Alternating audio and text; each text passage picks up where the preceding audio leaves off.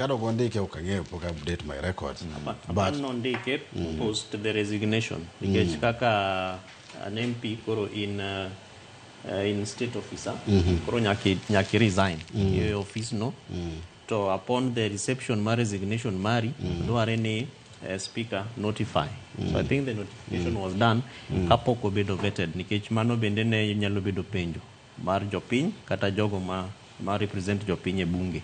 Koro mama beti ni to wabeti kaka mbunge nyawadwa kose kaka CS mar energy. Yeah. Many thanks for that information. Sorry. Koro ki wacho ni no sendike. Gini mani ketho chike sendike no en gi purpose mare. Ni ndiko mondo wa fill that vacancy. To koro ki actualize the purpose mandike kondike katiba, then indike na. So that is a problem. Koro onge kaka unyalo wuge bugo ni until the selection panel omiyowa jok mar mopuodhi for purposes edonjo kanyo maketgi.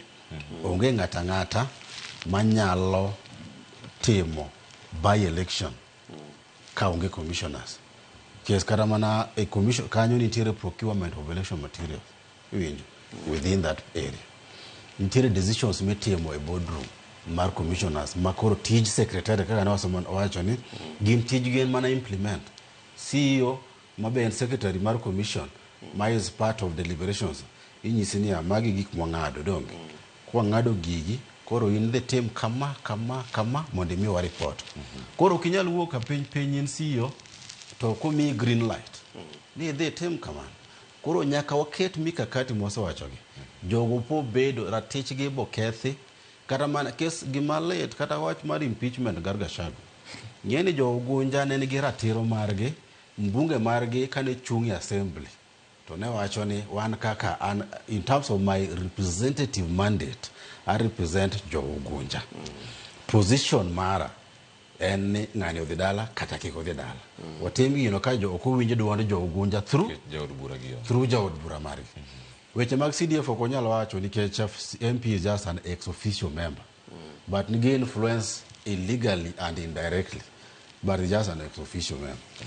But in terms of karamana kadang gimoro timre Ugunja sani in terms of representative mandate mowacho ni gimoro notimore koro odhi ochung' e bunge.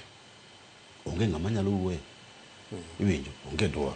Koro mane tabu kaka ne wacho mar Banisa, it has been solo. Higa achiel gi dweche madhi gi buore ka onge gimoro timore. Mano makosa makwa keto jogi to bagi lessons mano wacho ni kik chak timre.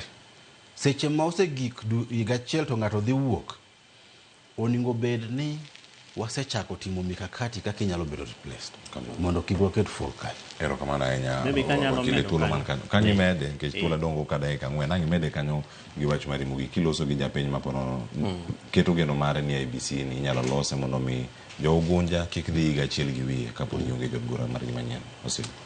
En